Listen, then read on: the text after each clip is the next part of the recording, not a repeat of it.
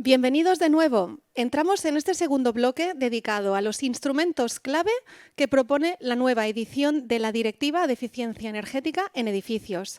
Entre otros, hay dos elementos que, si se desarrollan de forma adecuada, pueden dar un vuelco a la rehabilitación. El registro digital del edificio, como fuente de organización de datos del inmueble, y el pasaporte de renovación del edificio, que es un instrumento decisivo tanto para organizar de forma viable y eficiente las acciones de rehabilitación, no solo la energética.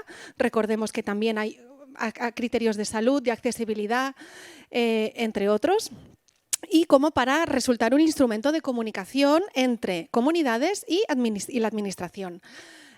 Para esta mesa invitamos en primer lugar al presidente de Cíclica, Joaquim Arcas, que es doctor arquitecto y máster en arquitectura, energía y medio ambiente por la UPC. Es socio y fundador y director ejecutivo de la cooperativa Cíclica, donde coordina proyectos en el ámbito de la edificación y en el urbanismo, prestando especial atención a la rehabilitación y transformación de la ciudad hacia un modelo sostenibilista. También ha sido coordinador de la propuesta PASE, Pasaporte del Edificio, que es un instrumento para la rehabilitación profunda por pasos, publicada conjuntamente con GBC y disponible para PASES. También miembro de AUS, para que nos presente estas herramientas clave en esta nueva versión de las EPPDs. Adelante, Joaquim. Muchas gracias, Sonia. Efectivamente, en esta segunda sesión vamos a presentar los instrumentos clave que Europa ha desarrollado y que básicamente se tratan de los que acaba de anunciar Sonia: el libro digital del edificio y el pasaporte de rehabilitación. Lo primero que debemos saber de estos dos instrumentos es que son instrumentos que ya tienen una cierta trayectoria en nuestro entorno europeo, tanto a nivel de experiencias regionales y estatales en los países que son de referencia en la Comunidad Europea, así como también instrumentos que han sido desarrollados en algunos momentos por parte de instituciones privadas, así como también de instituciones públicas. Estos dos instrumentos, sin embargo, no han nacido aislados, no son dos elementos que no se encuentren conectados con el resto de instrumentos que a día de hoy la Comisión Europea también ha puesto encima de la mesa. Así que debemos verlos como parte de un instrumental, de un entramado de instrumentos que a día de hoy, como mínimo, está conformado por estos cuatro elementos. Podemos ver en la pantalla 4 círculos que representan cada uno de ellos un instrumento distinto. En los ejes horizontales vemos cómo existen 2 instrumentos de escala estatal y 2 instrumentos de escala de edificio, y en los ejes verticales 2 instrumentos de conocimiento profundo del parque y también 2 instrumentos que intentan proporcionar una visión estratégica sobre cómo podemos transformar este parque hacia un horizonte de descarbonización. Estos 4 instrumentos son la base de datos nacional de los edificios, de escala estatal, lógicamente, enfocada al conocimiento, el Plan Nacional de Rehabilitación de Edificios, que anteriormente llamábamos Estrategia a Largo Plazo para la Rehabilitación del Sector de Edificación en España, y que a partir de ahora va a tomar este nuevo nombre según el borrador de la última Directiva de Eficiencia Energética, que todavía no ha sido aprobado, pero que esperemos que pronto ya esté en vigor. El libro digital del edificio abajo a la derecha, que básicamente es un espacio de conocimiento de este parque a escala del edificio, y lógicamente también el pasaporte de rehabilitación, que lo que intenta es proporcionar una visión estratégica a nivel de edificio. Para poder acercarnos un poco más a estos instrumentos, disponemos de una primera definición contenida en la Directiva de Eficiencia Energética, que todavía no ha sido aprobada. La base de datos nacional de los edificios es un repositorio público de datos sobre el parque inmobiliario nacional, que debe estar abierto a todos los agentes y conectado con el Observatorio de la Unión Europea. El Plan Nacional de Rehabilitación de Edificios, anteriormente ERESE, es una visión general, una visión estratégica que contiene una hoja de ruta a largo plazo para poder garantizar un parque inmobiliario nacional descarbonizado y altamente eficiente. Y aquí la palabra garantizar es una palabra nueva que ha aparecido en la última directiva, que de alguna manera intenta ahondar en la voluntad de la Comisión de asegurar de que ese parque pueda alcanzar esos umbrales de descarbonización que nos deben permitir cumplir con la Senda de París. A nivel de escala del edificio, los dos instrumentos que son hoy motivo de presentación de esta segunda sesión. El libro digital del edificio, entendido como un registro común para todos los datos y acciones que son relevantes a lo largo del ciclo de vida de un edificio. En este punto, tal vez deberíamos mencionar que nosotros le hemos puesto la palabra libro para acercarla a las definiciones de los instrumentos que a día de hoy se encuentran en España, como el libro del edificio o el libro de edificio existente. Sin embargo, en la traducción literal de lo que dice la directiva es un registro digital del edificio. Por otra parte, a nivel de visión estratégica del edificio, el pasaporte lo que intenta es justamente proporcionar esta visión a largo plazo del proceso de rehabilitación profunda, ¿no?, que debe llevarnos a la descarbonización del edificio, hecha, sin embargo, no de manera unitaria, sino por pasos. ¿Qué más debemos saber sobre estos dos instrumentos? Pues que no son dos instrumentos que ahora aparezcan, sino que ya tienen un cierto recorrido. La primera mención del pasaporte de rehabilitación a nivel europeo fue en la directiva de 2018, que es la que a día de hoy está vigente. En ella ya se hacía una primera introducción de este instrumento, en ese momento a nivel voluntario, pero sabiendo que en las posteriores revisiones de la directiva se iba a consolidar como un instrumento muy importante dentro de este panorama de rehabilitación o de renovación a largo plazo. A raíz de esta directiva apareció un primer estudio en 2019 sobre el pasaporte de rehabilitación que ahondaba en la definición que debía tener este pasaporte a nivel europeo, y fue en 2020 cuando los documentos europeos también empezaron a mencionar el libro digital de edificio, y fue en la comunicación de la Renovation Wave. En este documento aparecían ya los dos instrumentos que hoy son motivo de la sesión, tanto el libro digital como el pasaporte de rehabilitación. A la vez, en ese mismo año apareció un segundo estudio, esta vez dedicado al libro digital del edificio, donde, de manera paralela al que se había hecho en el año anterior sobre el pasaporte, se facilitaban unas primeras reflexiones, unas primeras directrices sobre cómo debería ser el libro digital del edificio en el marco europeo. Esta es la trayectoria, el historial hasta el día de hoy de estos dos instrumentos, y aquí podemos poner algunas imágenes a estos pasos que nos han llevado hasta el día de hoy.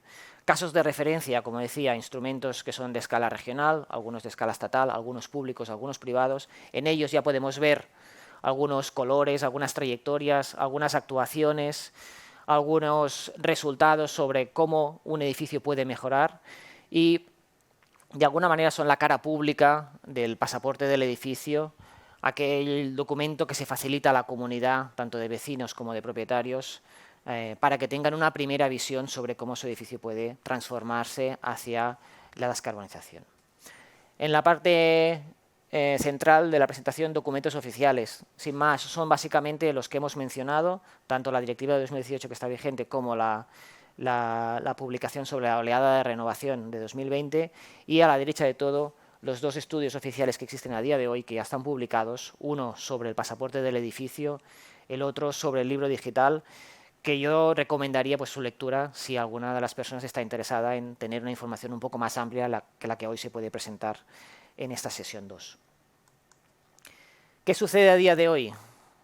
¿Qué nuevos documentos, qué nuevas iniciativas tenemos encima de la mesa? Pues básicamente la propuesta de PVD, de Directiva de Eficiencia Energética de los Edificios, que apareció a finales del 21, que durante el 22 ha estado en discusión. A día de hoy todavía no hay una versión definitiva aprobada, pero que en las distintas versiones que existen contiene, como podemos ver en el gráfico, menciones importantes a los dos instrumentos que estamos tratando.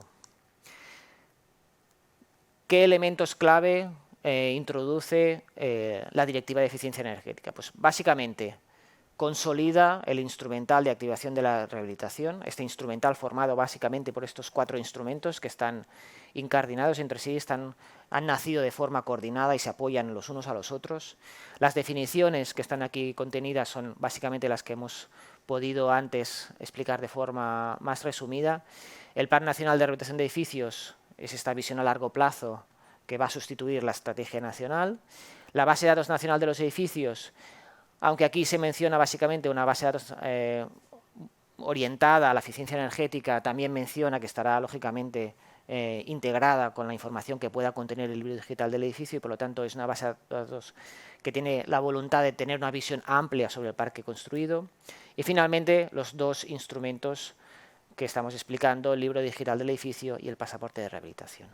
Con ello, lo que queremos decir es que si en 2018 solo empezaban a plantear el instrumento, ahora ya tenemos un panorama mucho más claro que va a ser una realidad en nuestro país más pronto que tarde. ¿Qué más explica la directiva o qué más propone la directiva? Pues básicamente, y muy importante de cara al mundo arquitectónico, ¿no? a la profesión, regula la actividad del sector profesional. El pasaporte de renovación deberá ser expedido por un experto cualificado y certificado tras una visita in situ. Esto marca un paso hacia adelante, un cambio en la calidad de estos instrumentos con respecto a otros instrumentos que hemos tenido hasta el día de hoy vigentes en nuestro país, como puede ser el propio certificado de eficiencia energética. Estos instrumentos, tanto el pasaporte como el libro digital, deberán ser redactados, deberán ser desarrollados por una persona que haya sido acreditada y por lo tanto vamos a necesitar ese sistema de acreditación y además de un programa de formación también vamos a necesitar después un registro que permita tener un listado claro de qué personas están capacitadas para poder desarrollar estos instrumentos en nuestro país, de manera que las personas que tengan que hacerlo en su casa pues tengan un sitio donde puedan acudir para poder consultar estas personas que están acreditadas. A la vez, y en el último punto, en el artículo 24, también menciona que existirán sistemas de control independientes de los pasaportes de renovación. Es decir, que el trabajo que haga la profesión en torno a estos dos instrumentos no va a quedar simplemente en un cajón, sino que después también será motivo de revisión para asegurar que la calidad de esos instrumentos pues sea del máximo nivel. Como último punto sobre la directiva, define un calendario de desarrollo y dice, a más tardar el 31 de diciembre va a existir un marco europeo común para los pasaportes de renovación. Bien, es verdad que la directiva va con cierto retraso en su aprobación y que puede ser que estas fechas se retrasen 6 meses o incluso 12, pero en cualquier caso ya está poniendo un primer horizonte temporal a la definición de un marco europeo. Por lo tanto, lo que nos está diciendo es que esto va a ser una realidad a nivel comunitario en los próximos meses y a la vez también define una segunda fecha, en este caso 31 de diciembre del 24, un año más tarde que el anterior, para que los Estados miembros introduzcan este esquema europeo a nivel nacional. Bien, como decía, estas fechas tal vez no sean definitivas, puede que se retrasen un poco, pero en cualquier caso nos dan una primera idea de en qué momento vamos a disponer de un marco común y en qué momento tendremos que también aplicar ese marco en España. El futuro inmediato, en realidad, el futuro inmediato viene definido por lo que acabamos de decir. La misma EPBD ya nos está diciendo que tenemos un año de trabajo intenso con la Comisión Europea si queremos participar en esta definición del marco europeo común y luego tendremos un año más para poder trasladar estas directrices europeas a nuestro territorio. ¿Qué se desprende de todo ello? Pues básicamente que ahora es el momento de ponerse a trabajar, porque si no estamos activos en este campo, lo que va a suceder es que Europa va a definir un marco europeo seguramente sin tener en cuenta o alejado de las necesidades y las características que hoy en día el sector de la edificación en España lo hacen significativo. Con lo cual, lo que nosotros proponemos es no esperar a que exista este marco europeo para después ligarse a él, sino básicamente ser un agente proactivo que pueda participar en este debate porque está trabajando en paralelo a la Comisión Europea. Sin embargo, este trabajo que proponemos hacer en los próximos meses no empieza de cero. Tenemos ya una cierta trayectoria. Como mencionaba Sonia, hace ya un par o 3 de años, justo antes de la pandemia, publicamos una propuesta para el pasaporte del edificio y durante todo este tiempo no hemos estado parados, hemos seguido trabajando, con lo cual podemos presentar en este momento unas primeras indicaciones, unas primeras propuestas sobre cómo definir estos dos instrumentos a nivel español y también, lógicamente, a nivel catalán. Por una parte, el libro digital del edificio o registro digital del edificio, si lo preferís. En cualquier caso, es una herramienta digital, y digital es una palabra importante porque acaba de nacer, ¿no?, el libro de edificio existente, que es muchas cosas, pero no es digital. Con lo cual, esa distinción, ¿no?, esa voluntad de que esté en la nube, de que sea un elemento al cual se puede acceder a través de una base de datos, es muy importante.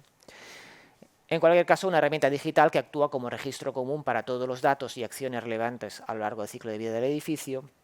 Esto ya lo habíamos mencionado, pero además con la vocación de facilitar la transparencia de esa información, como el certificado de eficiencia energética, al final nacen con voluntades parecidas, de que la ciudadanía tenga un conocimiento claro sobre cómo es su edificio y, por lo tanto, qué puede esperar de él en el presente y en el futuro. También la confianza dentro de la comunidad de vecinos, sabiendo que esa información es veraz y ha sido recogida de una manera profesional, por así decirlo. Y finalmente, la toma de decisiones informada de esta comunidad para poder proceder a procesos de rehabilitación e incluso de mantenimiento. Finalmente, también es un elemento de intercambio de información entre personas propietarias y ocupantes de edificios y a la vez dentro del sector de la edificación, las instituciones financieras y las administraciones públicas. No debemos olvidar que si tenemos un libro digital que es una base de datos accesible, lo que podemos hacer es generar un mercado en torno a las necesidades de transformación de estos edificios y a la vez también podemos tener un panorama mucho más claro a nivel nacional porque conocemos con precisión cómo es cada uno de estos edificios y de ahí se pueden tomar decisiones importantes a la hora de promover políticas de rehabilitación a gran escala. Por otra parte, tenemos el pasaporte de rehabilitación que hemos querido dibujar con un marco que está dentro, ¿no?, del marco del libro digital del edificio, entendiendo que es uno de los componentes principales del libro digital del edificio, un componente que no está registrando el estado actual del edificio como puede ser el libro digital, sino que está proponiendo una visión a largo plazo, es decir, cómo podemos transformar este edificio hacia mejores horizontes de calidad.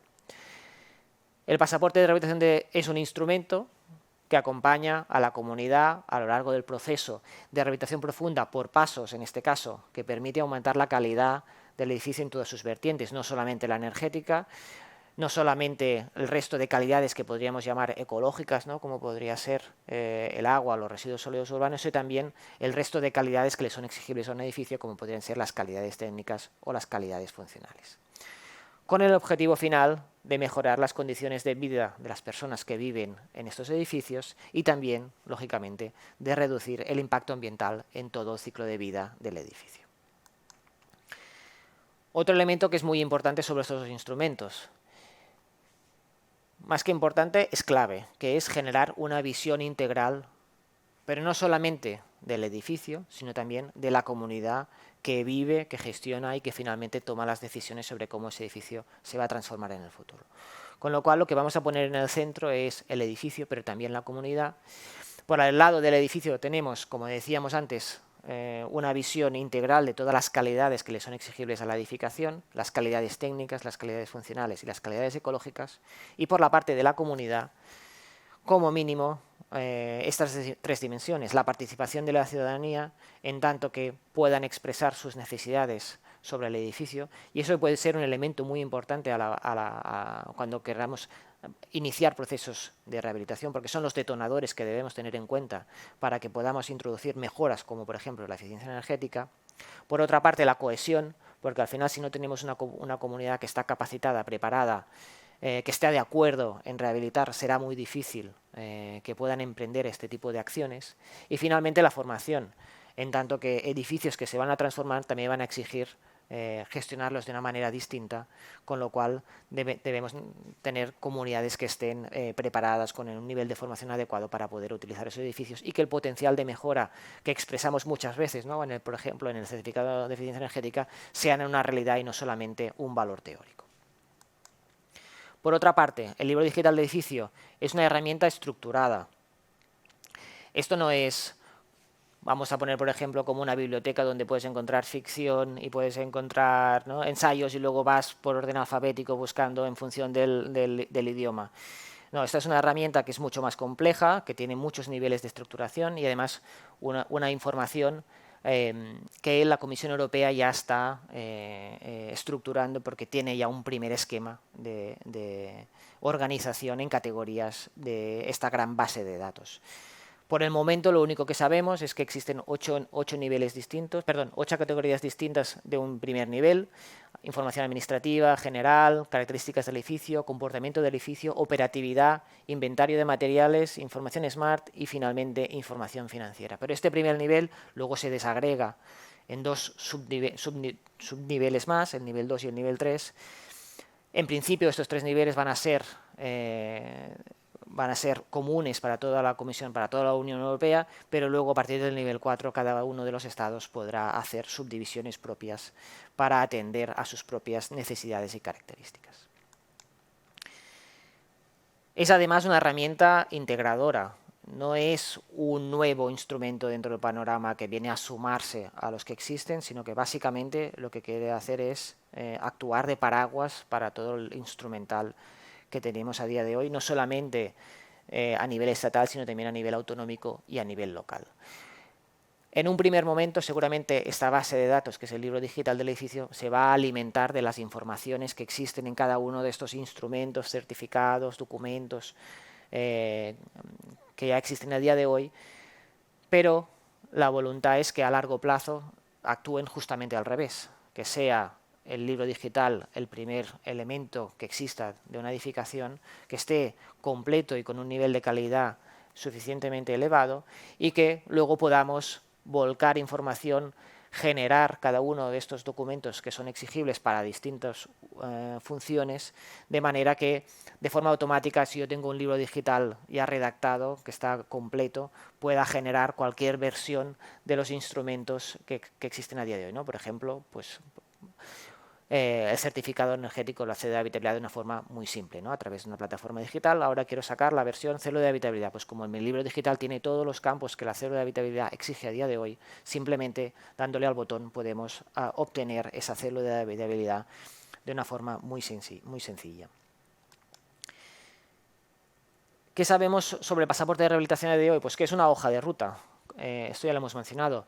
Tiene la finalidad de diagnosticar el estado actual con relación a la calidad técnica, funcional y calidad ecológica, ¿no? Estas 3 que estamos viendo en pantalla, y definir objetivos a largo plazo y a la vez la trayectoria, los pasos que debemos dar para poder alcanzar esas calidades. Con lo cual, no solamente nos dice cómo va a ser al final el edificio, sino que nos define todos los estados intermedios, pasos que además deben ser coherentes entre sí porque todos van a confluir en un mismo objetivo final. A la vez, este pasaporte de rehabilitación es una hoja de ruta consensuada, no solamente técnicamente solvente, sino que además está consensuada con la comunidad. Y aquí se introduce una fase, ¿no?, que es la de compromiso, en medio del resto de fases, ¿no?, de desarrollo habitual de un proyecto, ¿no?, como pueden ser el diagnóstico, la planificación, la ejecución y la evaluación, porque cuando nació este instrumento en la primera directiva de la Comisión Europea ya se planteaba como un elemento imprescindible para asegurar que las rehabilitaciones que se hacen a día de hoy en el parque construido puedan alcanzar los objetivos finales de descarbonización.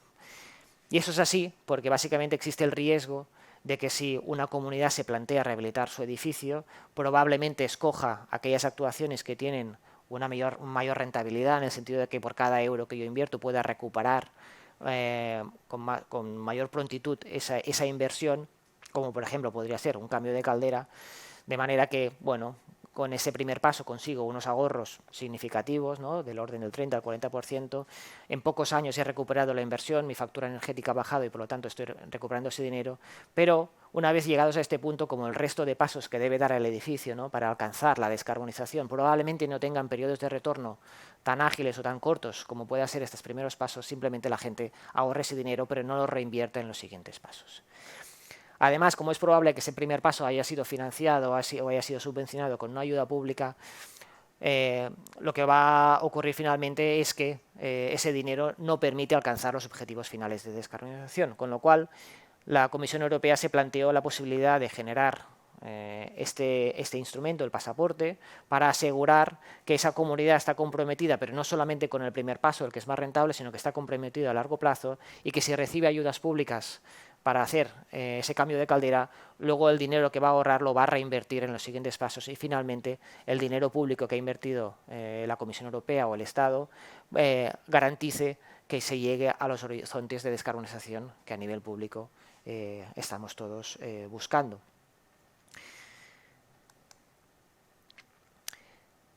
De ambos documentos o de ambos instrumentos a la vez, tanto del libro digital del edificio como el pasaporte de rehabilitación. Es verdad que ahora ya cuesta distinguir qué es una cosa y qué es la otra, pero sí tenemos una idea básica o una propuesta sobre cuáles son los componentes básicos que deberían formar este binomio de instrumentos. Y son básicamente, a nuestro entender, 5 componentes. A este lado de la pantalla, base de datos del edificio. Esta ya la hemos mencionado con anterioridad. Básicamente ese repositorio de información del edificio.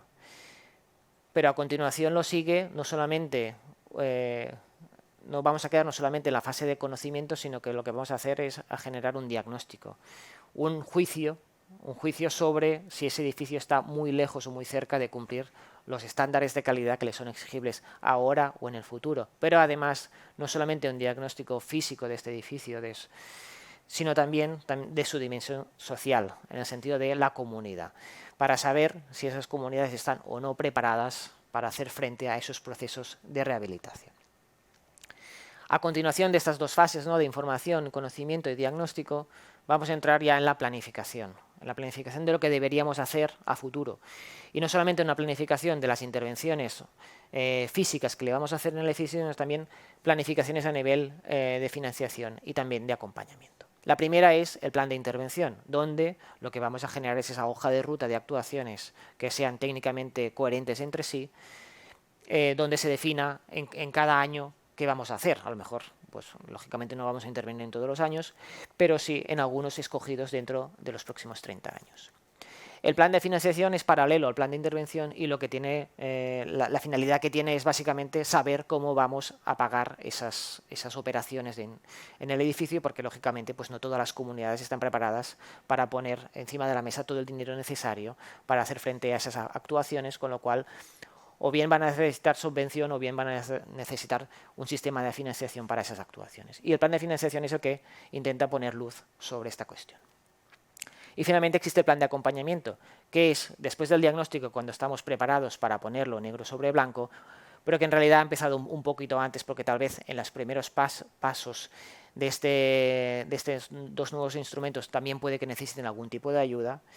Es cuando llegamos al final del diagnóstico, cuando podemos escribirlo, y va a ser con posterioridad en el momento en el que se hagan efectivas las acciones contenidas en este plan. Lógicamente, después de estos 5 componentes vendrían ya los distintos pasos, las actuaciones, las inversiones y un último paso que es interesante, o más bien imprescindible, que es la evaluación. Porque si hemos hecho una actuación en el edificio, lo que tenemos que hacer es saber si ha alcanzado los objetivos de mejora que se habían planteado y volver a alimentar la base de datos con estos nuevos cambios sobre el edificio. Y si en algún momento pues, no se cumplen los objetivos, replantear las intervenciones que le vamos a hacer en el edificio. Estos dos instrumentos, sin embargo, se tienen que aplicar, se tienen que implementar a un parque y a unas comunidades que tienen un cierto nivel de complejidad. ¿Cuál sería la secuencia de implementación que nosotros propondríamos?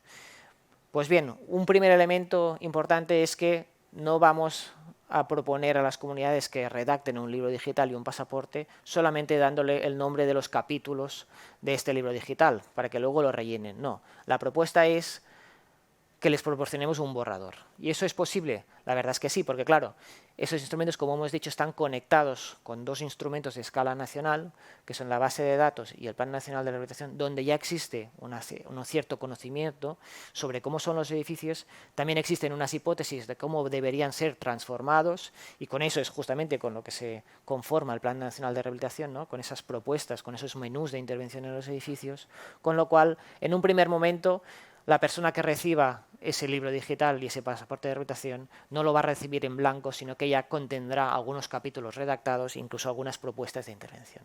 Esa sería la fase de borrador. Pero luego vendría la fase de perfeccionamiento, porque en realidad esto es como el borrador de la renta, que cuando te llega puedes validarlo, darlo por bueno, vale, me toca cobrar 1.000 euros, fantástico, yo lo firmo y ya está, o puedes tener discrepancias, porque en realidad la información que tiene el Estado no siempre es perfecta, con lo cual la comunidad tiene la capacidad de coger el borrador y llevarlo a un nivel de calidad superior, seguramente acompañados de un equipo técnico que le permita cumplimentar estos dos instrumentos de una forma más ajustada, ya con visitas in situ, etcétera, etcétera, donde básicamente lo que vamos a conseguir es tener ahora sí un libro digital y un pasaporte que sea ajustado a las necesidades de la comunidad y ajustado a las características del edificio. La siguiente fase es la que hemos mencionado anteriormente, que es la de compromiso, que es un elemento muy importante. Tenemos un documento con el cual la comunidad está de acuerdo. Lo que necesitamos ahora es ese compromiso a largo plazo. Y es justamente en ese momento en que hemos validado, hemos dado por bueno ese libro digital y ese pasaporte de rehabilitación, en el momento en que esa información puede volver a fluir hacia la base de datos nacional, con lo cual generamos una especie de flujo de intercambio de información, bajando información a nivel de borrador y luego subiendo información que ha sido validada por la comunidad y por un equipo técnico que ha sido acreditado, de manera que estamos continuamente mejorando la calidad de la información. Finalmente vendrían ya dos fases que son ya más conocidas, ¿no? La ejecución y la evaluación de esos pasos que, como decíamos anteriormente, también retornan información a las fases iniciales. Finalmente, mensaje final, dos instrumentos que son decisivos para activar la rehabilitación tanto a nivel europeo como a nivel español como a nivel de Cataluña. La base de datos nacional de los edificios y el Plan Nacional de Rehabilitación de los Edificios son sobre todo instrumentos de conocimiento y planificación. De hecho, cuando se redactó el GTR hace ya muchos años y la ERESE, disponíamos ya en ese momento de unas visiones muy claras sobre lo que había que hacer. De ahí se hablaba de muchos millones de viviendas que se tenían que rehabilitar. El problema es que en todo ese momento, en todos los años que han pasado desde ese momento, no hemos puesto en marcha esos planes. Hemos planificado mucho, pero hemos ejecutado poco. Tanto el libro digital del edificio como el pasaporte de rehabilitación vienen a ser dos instrumentos que, vinculados en el eje de la planificación con estos otros dos, tienen la intención de activar la rehabilitación, de ponerla en marcha, de hacerla efectiva. Y para ello van a estar vinculados en el eje de la gestión con las oficinas de rehabilitación, otro elemento clave que seguramente no tiene escala estatal, sino escala local, pero que será el espacio donde la gestión sea posible, ¿no? Ese acompañamiento por parte de la administración pública a las comunidades. Y por otra parte, en el eje de la financiación, a los sistemas de ayudas públicas, que todavía falta mucho por decidir si van a ser como hemos venido haciendo hasta ahora con subvenciones o vamos a poner en marcha otros mecanismos de financiación para hacer posible esa rehabilitación. Y sin más, aquí finaliza mi parte en esta segunda sesión. Muchas gracias por la asistencia y creo que ahora Sonia va a dar paso a la siguiente ponencia. Gracias. Gracias, Kim. Realmente es muy interesante esta visión de las herramientas concertadas y pone en evidencia que es necesaria esta Agenda 2026 para diseñarlas conjuntamente con toda la complejidad de factores que las componen. Vuelvo a reclamar en este caso a Albert Cuchí para que nos presente en este momento un ejemplo de desarrollo de estas herramientas desde estrategias a gran escala, ¿no? Desde la planificación y cómo se desgranan a escalas menores, coordinando e impulsando el resto de herramientas que nos han presentado. Gracias, Albert. Gracias, Sonia. Ahora vuelvo a ser yo. Espero que el café les haya puesto la cafeína suficiente para aguantarme en otra ocasión. Yo no les voy a hablar de algo muy diferente a lo que les ha hablado Kim.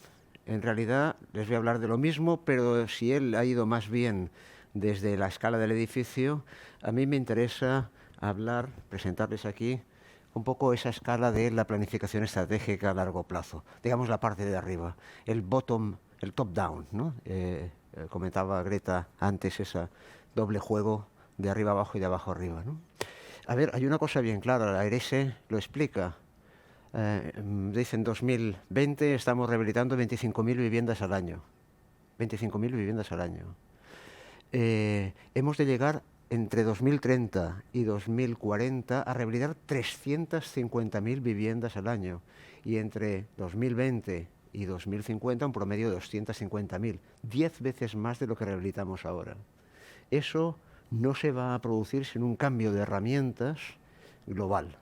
Un poco lo que quiero explicarles ahora es un caso de esa planificación estratégica, de mirarlo desde arriba, de organizar todos esos instrumentos y hacerlo de forma efectiva, de manera que se puedan trabajar con las herramientas de la EPBD para conseguir alcanzar esos niveles realmente de rehabilitación.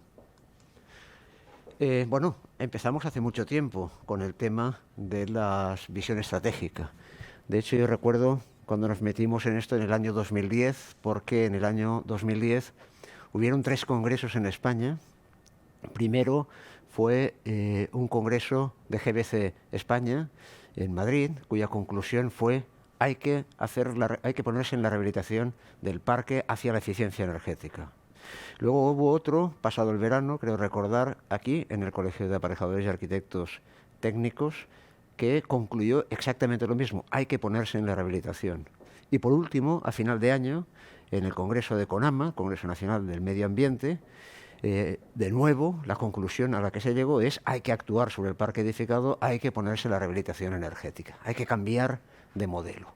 A partir de ahí, de ser la tercera vez que sacábamos la misma conclusión a lo largo de pocos meses, lo que decidimos fue, bueno, constituir el grupo de trabajo, que es la denominación que reciben los grupos que van trabajando, preparando el Congreso de CONAMA, constituirnos en grupo de trabajo permanente, grupo de trabajo de la rehabilitación, y por eso el nombre fue GTR, y bajo el patrocinio, digamos, y la coordinación de Green Building Council España y de la Fundación CONAMA, del Congreso de CONAMA, nos pusimos a trabajar. Nos pusimos a trabajar con la idea de poner lo que pone ahí, una visión país para el sector de la edificación en España, una hoja de ruta para un nuevo sector de la vivienda. Por tanto, en realidad, con una ambición extrema de decir necesitamos hacer un cambio, hay que cambiar de modelo, y en ese modelo la rehabilitación es la clave y el elemento fundamental, ¿no?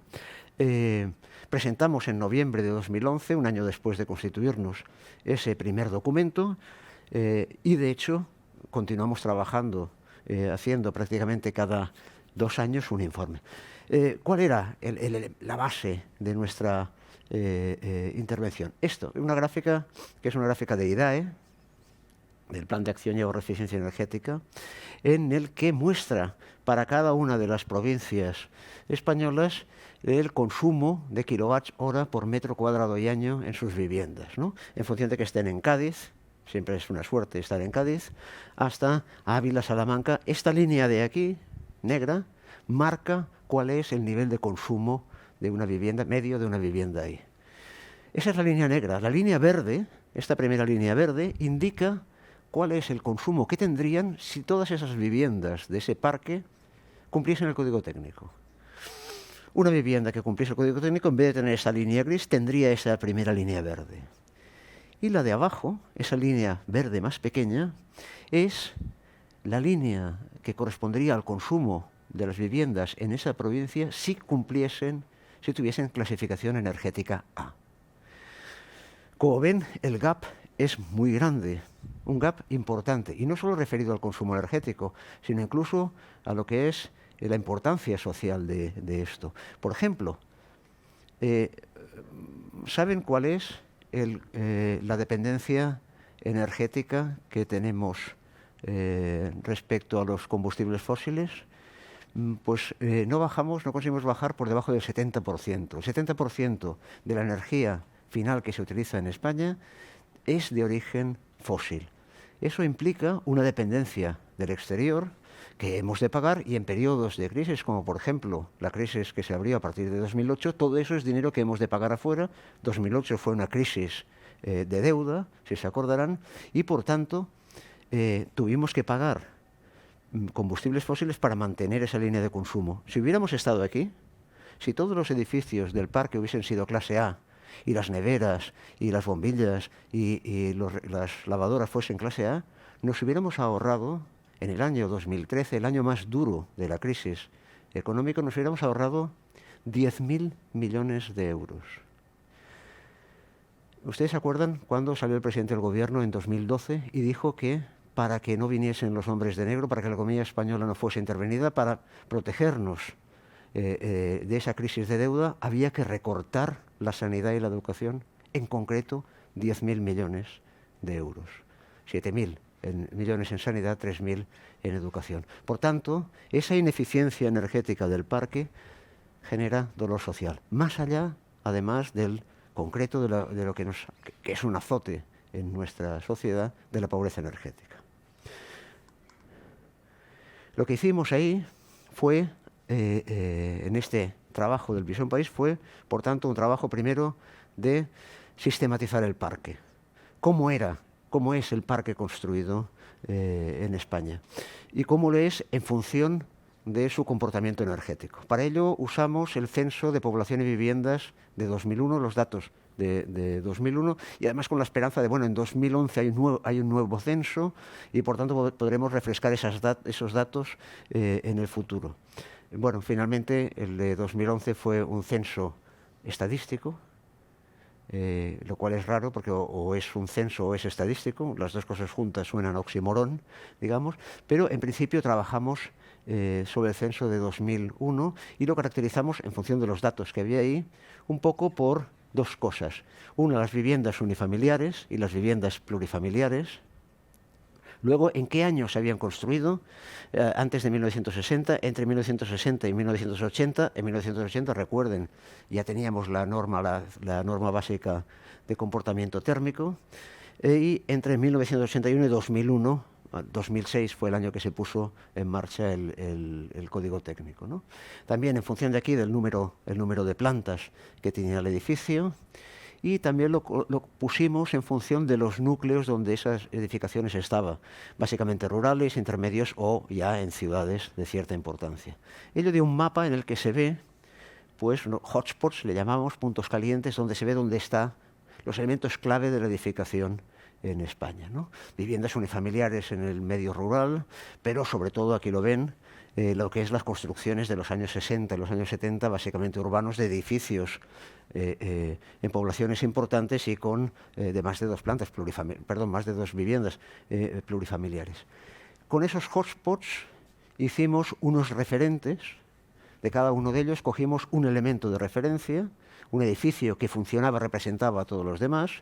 En función del año en el cual se había edificado, le pusimos un vestidito, dijimos, bueno, pues los cerramientos son de ese tipo, la cubierta es de ese otro tipo, tiene ese porcentaje de huecos de fachadas. En definitiva, le otorgamos unas condiciones que luego tienen a partir de ahí un comportamiento térmico determinado, simulamos ese comportamiento térmico y a partir de ahí dijimos, bueno, ¿qué tipo de rehabilitación es admisible en esos edificios? ¿Qué nuevo vestido le podemos poner sobre ese que tiene para aumentar su eficiencia energética? A cada uno de ellos le establecimos digamos, un modelo de renovación, una rehabilitación, y recalculamos y vimos, bueno, cuánto gastaba y cuánto gastaba ahora, y como le pusimos un vestido, incluso qué inversión era necesaria para ponerle ese nuevo vestido. Con eso configuramos una serie de gráficas. Esta era muy importante, ¿no?, por todo el tema de la financiación, cómo eso, marcado entre 2011 y 2030, luego continuábamos hasta 2050, pero de periodo entre 2011 y 2030, qué inversiones serían necesarias y qué tipo de inversiones y de dónde podrían salir ese dinero, ¿no? ¿Cuál sería el origen de ese dinero? Por ejemplo, subsidios directos que se daban a la rehabilitación, o directos o como préstamos blandos de apoyo, o sea, con a veces interviniendo sobre el tipo de interés. Nosotros, España tenía que comprar en ese momento derechos de emisión en función de los sectores difusos, transporte y edificación que generaban emisiones de CO2, había que comprar. Si pasábamos el cupo que teníamos previsto, pues ese dinero también se puede ir a la rehabilitación. Temas que van en la habitabilidad, temas que van ligados a humedades, en fin, a seguridad estructural, que también está ahí, y hay que actuar en los edificios que no tienen las condiciones.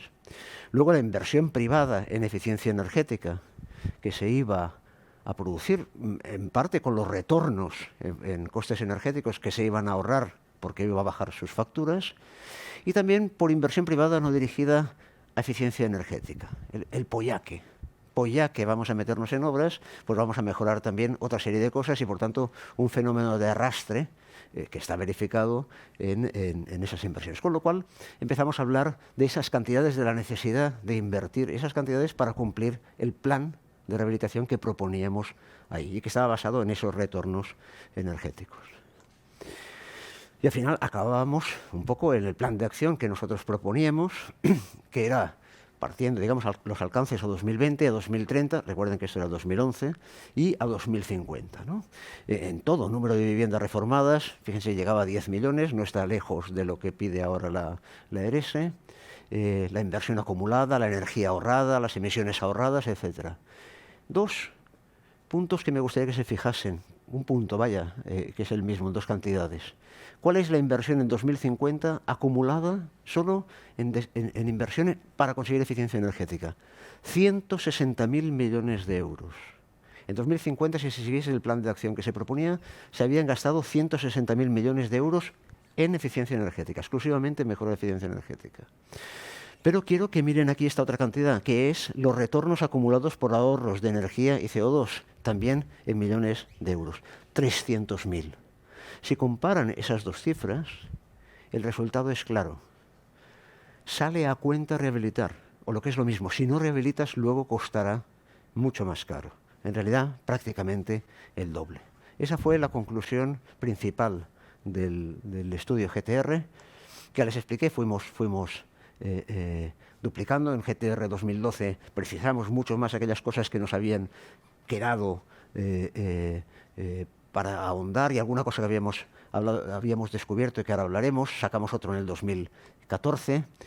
Luego hicimos un trabajo ya con el grupo ya ampliado a escala de comunidades autónomas, no a escala ya nacional, sino también a la escala que se toman muchas decisiones sobre la vivienda a escala de comunidad autónoma y, por tanto, a ver cómo eso estaba, en qué situación estaba. Era, por tanto, un diagnóstico de la rehabilitación ahí. Y, finalmente, también hicimos otro informe muy interesante sobre ciudades, que es el tercer nivel fundamental, ¿no? La planificación estratégica tiene esos tres niveles, que además va afinando grano y, por tanto, va mejorando la precisión de aquello que se está produciendo. Bueno, al final esos documentos que eran financiados en parte por la European Climate Foundation, una entidad a escala europea, naturalmente esos informes acabaron en Europa y finalmente tuvieron repercusión cuando salió la directiva de 2012 que obligaba a una estrategia nacional de renovación del parque a partir del 2014, renovable cada 3 años. Uno de los documentos que aparecía de referencia sobre cómo hacer eso era el informe GTR. A veces pensamos que las normativas llegan porque baja Moisés del monte Ararat con las tablas de la ley y las presenta. Eso no funciona así, y menos en Europa. Funciona a base de ir viendo gente que ha hecho cosas, gente que se ha dedicado a estudiar porque tiene intereses en ello, determinados temas, hacer propuestas, todo eso se contrasta entre los diferentes stakeholders y a partir de aquí hay propuestas que la Comisión toma como suyas y las plantea dentro de las directivas. Por eso es posible intervenir, hemos de intervenir en esos temas. Como somos un agente importante, intervenir ahí porque es posible luego definirlo. De hecho, cuando salió la primera estrategia de junio de 2014, que hemos visto que estaba tan bien valorada, que fue tan bien valorada, ahí pues el Ministerio nos fue llamando continuamente y de hecho actuamos de equipo técnico, la hizo evidentemente el Ministerio, pero actuamos de equipo de soporte. De hecho fue para el 2014, volvió a ser para el 2017 y de hecho también para digamos que ya tiene un nivel muy interesante la ERESE de 2020, ¿no? Por tanto, se puede influir, se debe influir. Bueno, nos lo pasamos bomba. Una de las cosas que descubrimos cuando hacíamos el informe GTR y que en el informe de 2014 trabajamos muy a fondo es el tema que ya les ha comentado Kim en la charla anterior de la necesidad de tener una renovación por fases, de que realmente por fases y ordenadas, o sea, en un plan coherente de esas fases, ¿no? Porque si no es al primero que la caza. el primero que caza el beneficio inmediato de la rehabilitación, ¿no? Estudiamos cómo tienen que producirse, en qué momentos, cuál es la amortización. Bueno, hicimos unas gráficas complejísimas, muy interesantes, para viciosos, una cosa estupenda, digamos, pero que marcaba, entre otras cosas, considerar el largo plazo para que el coste óptimo aporte los mejores resultados, ¿no? Evitar las políticas de ahorros a bajo coste si no van incluidas en planes más amplios, lo que luego se reconoció como el plan de renovación. Y eso, por ejemplo, se explica muy bien aquí, ¿no? Imaginen, en el eje horizontal está el tiempo, los años, en el eje vertical los costes. Esta línea marcaría, digamos, la evolución del coste de calefacción de un determinado edificio. Bueno, hay que suponer que la energía a largo plazo irá subiendo de precio, ¿o no? ¿Alguien opina que no, que va a bajar la energía a largo plazo? Si no, le preguntaremos a Putin a ver qué opina. Bien, pues imaginen que a partir de este coste de energía que se da en este momento, sale a cuenta cambiar la caldera. Cambias la caldera, bajas un 20% los ingresos y a partir de ahí, ¡pam! Este es la nueva línea de coste de calefacción tras el cambio de caldera. Fantástico, fantástico. Este es el momento, el precio de la energía, que marca el momento a partir del cual es interesante, sale a cuenta hacer una renovación profunda, o sea, cambiar la caldera, las ventanas, poner aislamiento en la fachada, aislamiento en las cubiertas, en las medianeras, cambiar todo. Y a partir de ese momento, ese es el nivel del coste de calefacción tras esa renovación profunda. ¿Qué pasa? Que si hemos cambiado la caldera, en realidad el coste de calefacción no es el óptimo en ese momento, sino que tarda en llegar a este nivel hasta este punto de aquí. Y por tanto, si hemos cambiado primero la caldera, el resto de las operaciones no las haremos hasta este siguiente momento, C2, caer aquí y a partir de aquí sí ya tendremos esa rehabilitación. Por tanto, en ese periodo haremos ganado esta energía, pero haremos perdido toda esta de aquí. Cambiar la caldera finalmente hace que no sea a largo plazo eficiente la rehabilitación, porque hemos trasladado los costes de energía de tal manera que las demás ya no entran hasta mucho más allá. Y al final, toda la visión, la suma de todo, es más ineficiente. Por ello es importante que, a medida que vayan entrando rehabilitaciones, haya el compromiso de hacer las otras en un momento concreto. Por tanto, ver la rehabilitación de una manera global, tener un pasaporte de renovación donde esas acciones estén colocadas. Trazar un plan a largo plazo para regular las inversiones y hacerlas eficientes tanto ambiental como económicamente.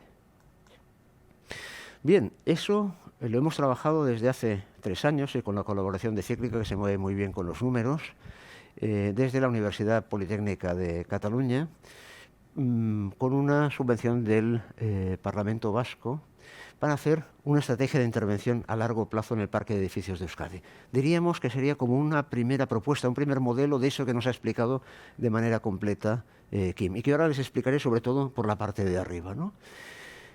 Tiene 3 cosas muy claras. La primera es una caracterización arquitectónica, energética y económica del parque residencial. Hay que describir muy bien ese parque y cuidado, que los instrumentos con los que se hicieron las ERESE y con las que hicimos los informes GTR, que es el censo de 2001 y su replicación en el censo de 2011, es muy débil para hacer esas aproximaciones y por tanto necesitamos otras herramientas para hacer esa caracterización arquitectónica y a partir de ahí su funcionamiento energético y también los costes que van asociados a eso.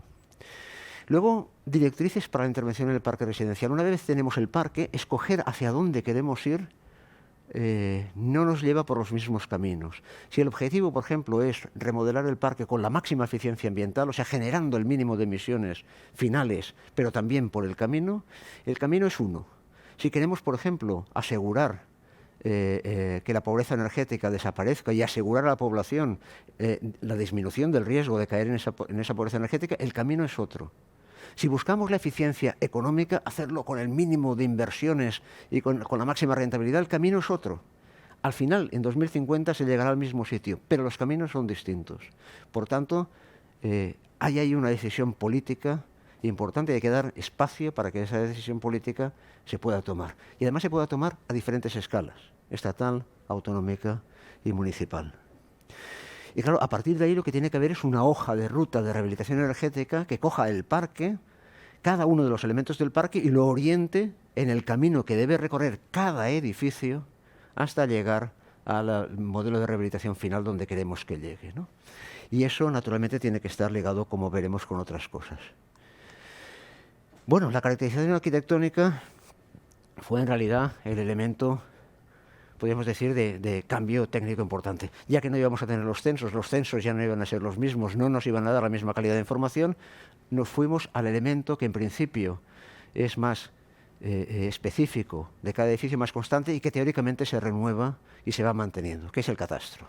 Obviamente implicó coger el catastro, que tiene datos alfanuméricos, y con esos datos de cada edificio construir, podríamos decir, una maqueta virtual, una maqueta de ese edificio que sería ya no un representante como teníamos antes de una serie de edificios que se habían construido en la misma época, etcétera, sino las características concretas de ese edificio: qué superficie de piel, qué relación de la cubierta con la fachada, etcétera, etcétera, etcétera, ¿no? Con eso se puede hacer un levantamiento, eso es un poco la tecnología que desarrolló Cíclica, de poder construir ese modelo y a partir de ahí basarnos ya no en una información por prototipo, sino en una información edificio a edificio. Eso permite, por ejemplo, hacer unas cartografías. Aquí ven, por ejemplo, los números, el número de plantas, incluso los patios, etcétera, etcétera. Esto es Vitoria, centro de Vitoria. Digamos, una cartografía con una precisión mucho mayor que la que nos daba, en este sentido, la metodología GTR, la metodología de las ERESes. Claro, además da una información muy precisa. Yo recuerdo cuando hicimos el GTR, que nos llamó los fabricantes de lana de roca para decirnos cuántos metros cuadrados de lana de roca hay que poner en cada provincia con los menús que habéis puesto y cuándo empezarán, etcétera. Y nosotros dijimos, cuidado, esto es una propuesta que hemos hecho nosotros, este no es el plan nacional, digamos, pero sí que es cierto que una estrategia lo que va haciendo es colocando esa información, y también es muy importante lo que una estrategia que al final va a intervenir sobre, recuérdenlo, 350.000 viviendas al año. Eso implica una demanda en el sector de la edificación que el sector tiene que ser capaz de controlar. Y por tanto, a partir de ahí hay que conocer cómo se va haciendo. Este estudio permite análisis como tipología de contacto con el exterior, de fachada, de cubierta, de cada edificio y de conjuntos de edificios, de tipologías, y por tanto tener muy bien configurado exactamente cómo funcionarán las demandas de ese parque y las responsabilidades de cada elemento, ¿no? A partir de ahí, y con la ayuda de la Universidad del País Vasco, que hizo esa tarea, a cada edificio que nosotros habíamos levantado a través del catastro, pues le puso un vestido. Le dijo, bueno, si es de esa época, los de esa época en tal lugar son de esa manera, por tanto pusimos un vestido adecuado. Y luego también, y en función de los objetivos que se planteaba el gobierno vasco, pues planteó cuál era el vestido que le correspondía a cada tipología de edificio, ¿no? el que había de tener después de la renovación. Y por tanto, pues toda esa información estaba ahí, ¿no? Cómo era el edificio en la actualidad, hasta dónde debería llegar. Eso es fundamental, ¿no? ¿Dónde tiene que llegar el edificio en 2050? A partir de ahí, por ejemplo, se pueden hacer cosas como, con esas informaciones se pueden hacer cosas como calcular, digamos, como si fuera el C3X, pero sistemáticamente en un barrido global, cuál es la certificación energética de cada uno de los edificios del parque. Por ejemplo, ahí lo tienen, ¿no? Cada letra es un color, pues aparece esa información. Y también, si sabemos la que tiene ahora, podemos saber cuál es la que tendrá al final, cuando le hayan hecho la tarea de rehabilitación, y por tanto ver exactamente, cuando le hayan aplicado el menú, cuál será la certificación energética que hay ahí, ¿no? Por tanto, esa sistematización permite generar mucha información energética sobre el parque, no solo la certificación, sino una aproximación de la demanda, ¿no? Cuántos kilowatts hora por metro cuadrado va a demandar, o por vivienda va a demandar ese parque. Bueno, eso nos permitió sacar informaciones muy interesantes como esta, en el número de viviendas, por viviendas en este caso, la demanda anual de calefacción, kilowatts hora por vivienda de año, el escenario actual. Yo creo que ahí todavía deben estar las viviendas unifamiliares, que luego nos hicieron sacar, ¿no? O sea, el conjunto, cuántas viviendas están en esos valores de kilowatt-hora por vivienda y año. Ya ven que se van coincidiendo, hay una primera montaña, una segunda entre los 2.000 y los 6.000 en el escenario actual. Y luego, ¿qué pasaría con el escenario post-intervención? Como se ve, el post-intervención permite chafar y hacer que se muevan en valores mucho más bajos y por tanto se pueden calcular las reducciones de demanda y a partir de ahí, con los datos adecuados, las reducciones de consumo, ¿no? Y por tanto, predecir cuáles no solo los costes de hacer esto, sino también los beneficios energéticos. Ya digo, vivienda, en realidad edificio por edificio. Con esto, lo que se pudo hacer es una hoja de ruta de rehabilitación del parque edificado de edificios plurifamiliares, quitaron los unifamiliares, del País Vasco. En realidad no les hicimos la hoja de ruta, les hicimos una herramienta para hacer hojas de ruta, probarlas, irlas siguiendo, pudiendo fraccionar y además continuar. Pero este sería el ejemplo de una hoja de ruta, la evolución de los principales indicadores a 2050, con unas actuaciones en fachada. Estos son los 75.000 edificios plurifamiliares que hay en el parque de edificios del País Vasco. El parque de edificios del País Vasco, además, tiene la particularidad de que es uno de los más antiguos, no de España, sino de Europa, ¿no? En función, ahora hablaremos de las actuaciones que se van haciendo en las diferentes partes del edificio, en fachada, en ventana, en patio, cubierta, solera, etcétera. Cómo se van a producir esas actuaciones, aquí está por trienios, en el 2020 hasta el 2050. ¿Cuál va a ser el impacto energético total? También por años. La clasificación energética, cómo va de la media de la E, va a pasar a la media de la certificación de C. ¿Cuál es la reducción de la demanda anual que se va consiguiendo hasta la reducción final, que es de un 79% de la demanda?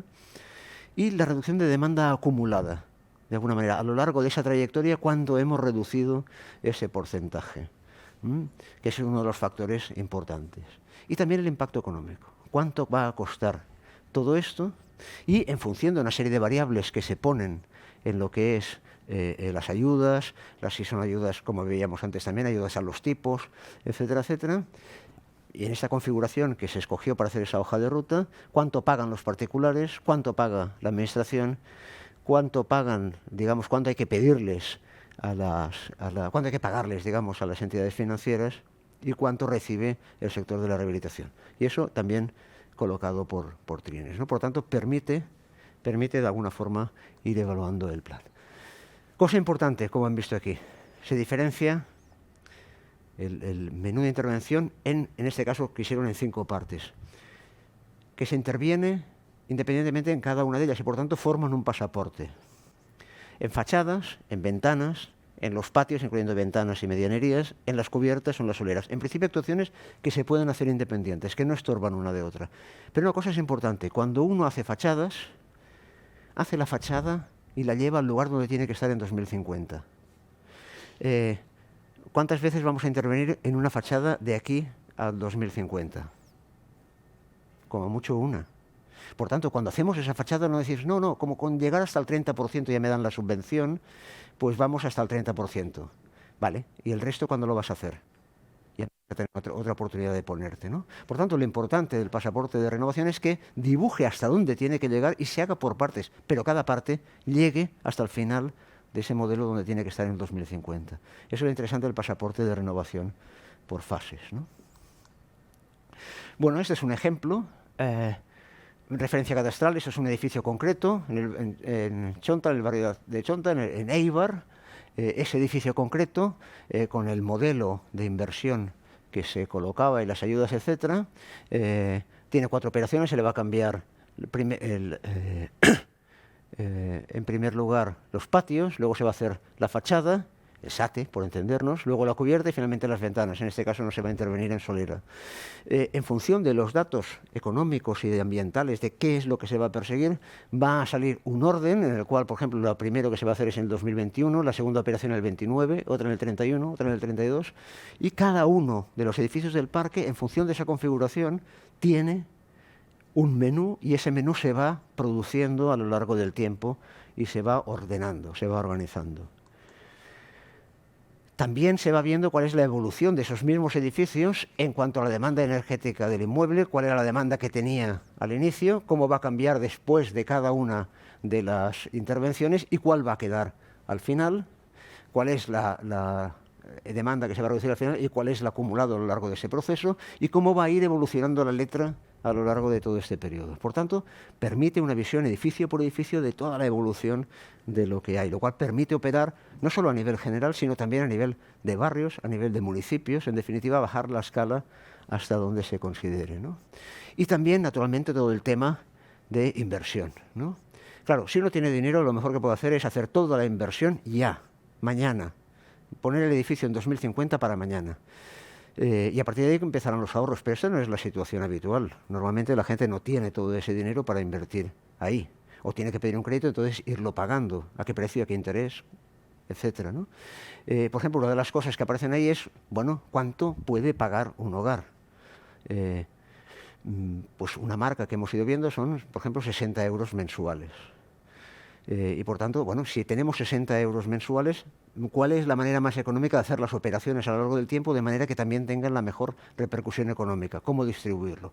Piensen que 60 euros podrá parecer mucho dinero, no, pero es lo que vale la Champions. Es lo que vale comprar y poder ver la Champions. Y al final, ya sabes que al final la gana el Real Madrid, por tanto te lo puedes ahorrar y dedicarlos a la eficiencia energética directamente, ¿no? Pues ahí lo tienen, ¿no? ¿Cuál es el importe total de la financiación de los particulares, de la administración pública, las cuotas y por tanto también el cuánto han ido pagando a lo largo del tiempo? En definitiva, lo que hay ahí es una colección de datos relevantes del edificio respecto a su comportamiento energético, cada vez más afinados y sobre todo que se colocan en un instrumento que, como ha explicado antes Kim, permiten ese diálogo y esa mejora de los datos progresivo y por tanto también su actualización en la hoja de ruta y por tanto la actualización de la hoja de ruta y por tanto a partir de ahí de la financiación o de los aspectos que pueden incidir en la actuación de los hogares.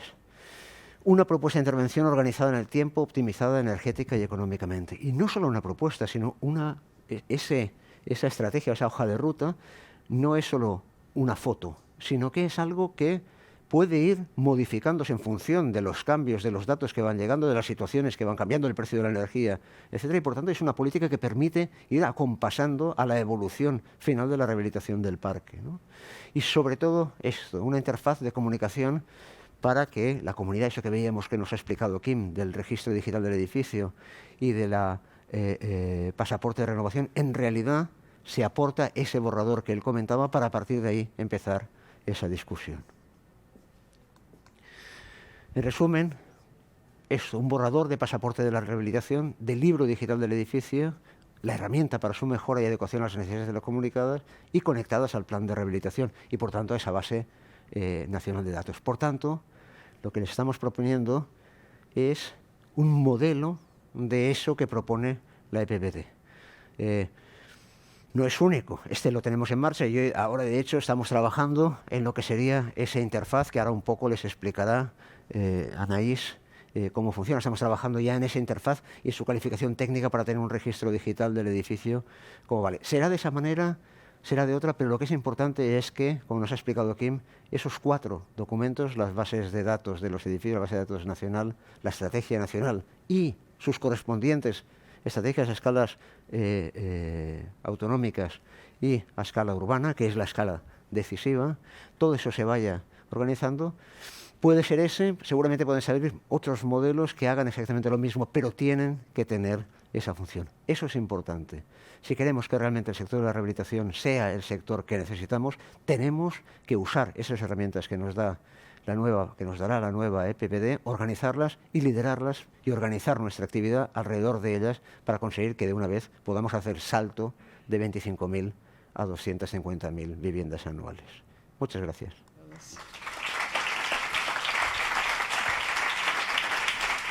Gracias, Albert. Queda clarísima esa necesidad de relación entre los planes de renovación y los pasaportes de renovación y cómo la Administración, evidentemente, debe ser la impulsora en sus diferentes escalas. Pedimos de nuevo a Kim, por favor, que suba al atril para presentarnos otro caso de aplicación. Ahora para mostrarnos una adecuada gestión de la información sobre el parque edificado y cómo es determinante para hacer salto a la rehabilitación. Gracias. Gracias, Sonia. Volvemos para explicar un prototipo de plataforma digital y en concreto un módulo dirigido a las comunidades vecinales y a la propiedad, que queremos entender como un proceso, como una herramienta de iniciación a la rehabilitación de estas comunidades. Pero empecemos desde el principio y recordemos lo que era el libro digital y el pasaporte. En realidad, lo que estamos proponiendo es la conformación de una gran base de conocimiento del parque. Un conocimiento que es esencial para la rehabilitación, un conocimiento que no tenemos y que tenemos que construir entre todos para hacer posible la descarbonización. Un conocimiento que está basado a nivel estatal, tanto en el Plan Nacional de Rehabilitación de Edificios como en la Base de Datos Nacional de los Edificios, que, como decía en la anterior presentación, están ambos en la Directiva de Eficiencia Energética y que están conectados con, en realidad, estos dos mismos instrumentos, pero a otra escala, que son la base de datos del edificio y todo lo que conforma el plan de rehabilitación.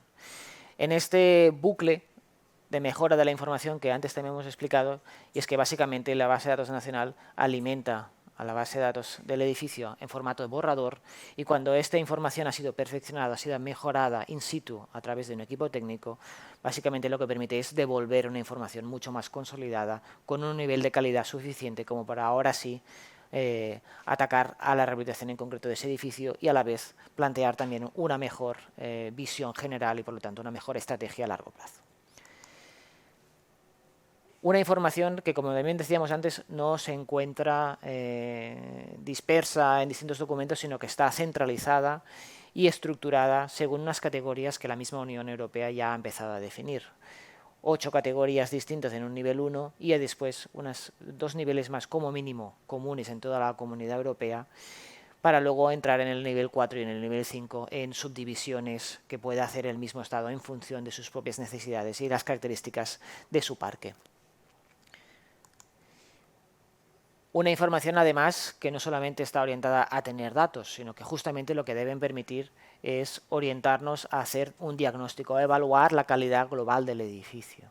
Hemos mencionado antes, tal vez un poco demasiado rápido, las 3 tipos de calidades que debería cumplir un edificio: la calidad técnica, la calidad funcional y la calidad ecológica. Y aquí tenemos algún ejemplo más de qué significan estas palabras, ¿no? Dentro de calidad técnica, básicamente, el conjunto de calidades que a día de hoy CTE está exigiendo, ¿no? Está exigiendo sobre todo para nueva edificación, pero que en algún momento deberá reorientar su política hacia la rehabilitación del parque, ¿no? Necesitamos esos umbrales de calidad técnica para todos los edificios del parque y por lo tanto saber a 2050 dónde deben encontrarse todos los edificios. También, lógicamente, las calidades funcionales, sobre todo programa y accesibilidad, tal vez informaciones que CTE a día de hoy no recoge con tanta profundidad y que en buena medida están dispersas en las distintas normativas de habitabilidad que tienen las comunidades autónomas, pero que también son muy importantes para poder hacer ese diagnóstico social y físico del edificio. Y finalmente la calidad, y si me lo permiten, yo la llamaría ecológica, en el sentido de que no solo vamos a hablar de energía y de emisiones de carbono, sino también del resto de vectores ambientales que son determinantes dentro de un edificio, como puede ser el agua, la materia orgánica, los residuos sólidos urbanos, los materiales de construcción que van a entrar con mucha fuerza a nivel de banco de materiales y finalmente también la biodiversidad como un elemento muy importante para el edificio y también para el conjunto urbano. Un conocimiento, además, que debe estar preparado para ser sistemático e interoperable con otras bases de datos, porque básicamente lo que vamos a recoger es toda la información del edificio, pero a día de hoy esa información se encuentra en otras bases de datos que debemos ser capaces de reconocer y capaces de identificar campo a campo dónde están, para poder luego hacer esos vínculos entre este paraguas que es la base de datos nacional y cada uno de estas bases, podríamos decirlo, sectoriales.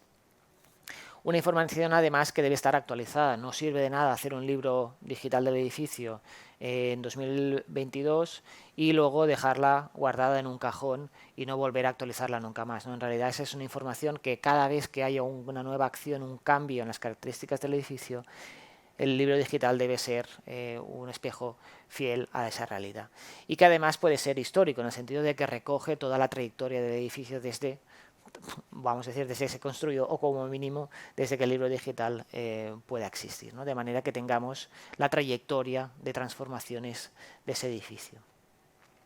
Una información, además, que debe ser filtrable y reorganizable según múltiples criterios. No se trata solamente de tener las categorías que dice la Comunidad Europea, sino que debemos poder acceder en cada momento a la información precisa que necesitamos. Y ahí entra con mucha fuerza la cuestión del diagnóstico, ¿no? Seguramente, si ahora vamos a hacer un diagnóstico específico del edificio, por ejemplo, de acústica, lo que nos gustaría saber es del conjunto de esa base de datos, que es muy grande, qué campos son relevantes para poder evaluar, pues en este caso, el confort acústico. Con lo cual, cada uno de nuestros campos de información debe estar etiquetado de alguna manera, debe tener unas propiedades que permitan hacer ese filtraje, reorganización de la información para que sea muy fácil poder acceder siempre a la información que necesitamos. Porque al final, si la información no es accesible, es información que no existe. En cuarto lugar, también una información que sea accesible y transmisible entre todos los agentes. Esto también se ha mencionado anteriormente. Al final, en este proceso de rehabilitación profunda del parque van a intervenir pues, toda la cadena de valor del sector de la construcción y además otro tipo de agentes que son claves, como las entidades financieras, por ejemplo, y lo que nos interesa es, al final, tener una base de datos donde cada uno de los agentes pueda acceder a la información que es relevante para sus actuaciones, para sus intereses, ¿no? Lógicamente, siempre bajo la tutela de la Ley de Protección de Datos, pero en cualquier caso, un espacio de conocimiento que permita generar ese mercado donde cada uno de los agentes pueda obtener aquello que le interesa para poder contribuir al proceso de rehabilitación. Y finalmente, un elemento que es clave, que es la calidad de esa información. Hemos explicado que el Estado puede disponer de información, las comunidades autónomas lógicamente también, pueden conformar ese borrador. La intención es que esa información que existe a nivel estatal o a nivel autonómico pueda ser mejorada, que su calidad aumente a través de esos procesos de perfeccionamiento, y el libro digital del edificio y el pasaporte deben ser capaces de evaluar esa calidad, de recoger si ese dato es muy fiel a la realidad o lo es poco, ¿no? Un ejemplo claro sería lo que ha explicado Albert anteriormente. Hemos hecho para el País Vasco una evaluación de la demanda energética que tiene el conjunto del parque, ¿no? Hemos simulado, en el caso de las plurifamiliares, 75.000 edificios. Tenemos un primer valor de demanda y de letra que es homogéneo para todo el parque, pero que puede ser mejorado en el momento en que esa información baja a escala del edificio y un equipo técnico reevalúa ese inmueble. En el momento en que se hace ese nuevo dato, ¿no? Dicen, ahora tú me habías dicho que eran 100 kilovatios hora metro cuadrado y año, yo he hecho una simulación con un programa mucho más preciso, que lógicamente no sería posible hacerlo desde la administración pública para todo el parque, pero sí en ese caso concreto, y ahora no son 100, sino que son 88 kilovatios hora metro cuadrado. Esa información que ha sido generada por otra persona con otra metodología debe ser recogida de manera que sepamos que antes teníamos una información de nivel medio y ahora tenemos una información con un nivel de calidad superior. Y todo eso debe estar recogido para saber que disponemos de libros digitales con una calidad suficiente como para poder luego fundamentar lo que vendría a ser un pasaporte.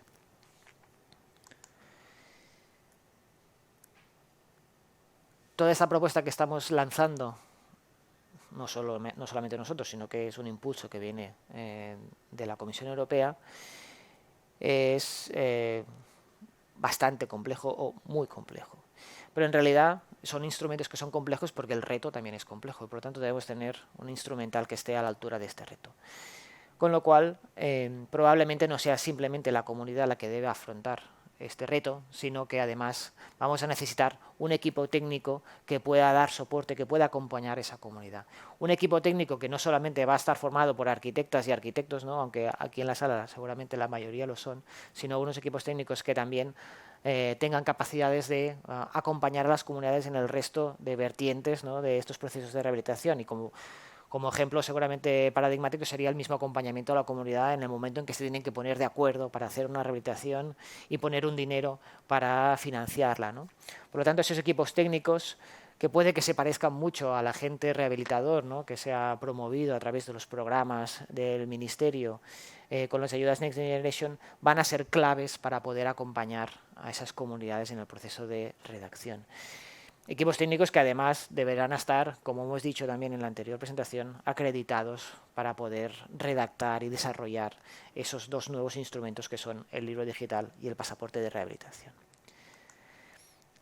La pregunta que nos hacíamos, y que en buena medida motiva la presentación del prototipo que vamos a ver, es si antes de llegar a la fase de redacción del libro digital y del pasaporte de rehabilitación, podíamos desarrollar una herramienta que permitiera iniciar a la comunidad, que les permitiera alcanzar un nivel de motivación suficiente como para afrontar este reto, que no deja de ser complejo, ¿no? El de contratar un equipo técnico, que además va a costar un dinero y que además va a exigir la participación de la comunidad para poderlo desarrollar. Con lo cual nos pusimos a darle vueltas al desarrollo de una plataforma digital de iniciación a la rehabilitación que tiene la intención de preparar a la comunidad, tanto a nivel de motivación como de conocimiento, para poder afrontar luego con éxito los procesos tanto de redacción de estos dos instrumentos como de la propia rehabilitación que debe suceder a continuación. De ahí el desarrollo de este prototipo en el sentido de que todavía no está implementado en ningún sitio concreto y que todavía, y esa es la parte buena, está abierta a las mejoras que se puedan producir en los primeros procesos de interacción con comunidades, que llamamos comunidad.coop, que fue desarrollado juntamente pues, con IREC, la cooperativa Etcéteras, Días de Agost, Haus y Marcove, en el marco de una subvención de la Generalitat de Cataluña para cooperativas, y que a continuación vamos a presentar no en pantalla, sino directamente en su modelo digital. Bien, estamos viendo en pantalla, debo recordar que es un prototipo, espero que todo salga bien, pero en cualquier caso estamos viendo lo que a día de hoy tenemos colgado en nuestro servidor, comunidad.coop, fem un salt de qualitat, vamos a hacer un salto de calidad en nuestra edificación. En este momento planteado desde la vertiente energética, pero con la aspiración de ser también un espacio donde podamos interactuar con el resto de calidades, y que básicamente propone tres ejes o tres vertientes distintas a la hora de poder afrontar esos procesos de rehabilitación. En primer lugar, la planificación de la rehabilitación. En segundo lugar, la financiación y en tercer lugar, el acompañamiento social. Este es un proyecto que hemos desarrollado para dos casos piloto, en este caso en un barrio de Mataró y en un barrio del Prat de Llobregat, pero que debemos imaginar que puede estar o que debería estar accesible pues, para el conjunto del territorio de Cataluña o para el conjunto del territorio del Estado, como una herramienta que probablemente el lugar natural donde debería estar es en la sede de las oficinas de rehabilitación, como una primera entrada de la comunidad a estos temas que son complejos. Vamos a seleccionar, por ejemplo, el Prat de Llobregat. Se va a presentar una cartografía y a continuación ahí. El barrio en el que hemos trabajado. Este es el conjunto de edificios con los que hemos podido trabajar en este primer prototipo. Vamos a elegir, por ejemplo, este edificio de aquí,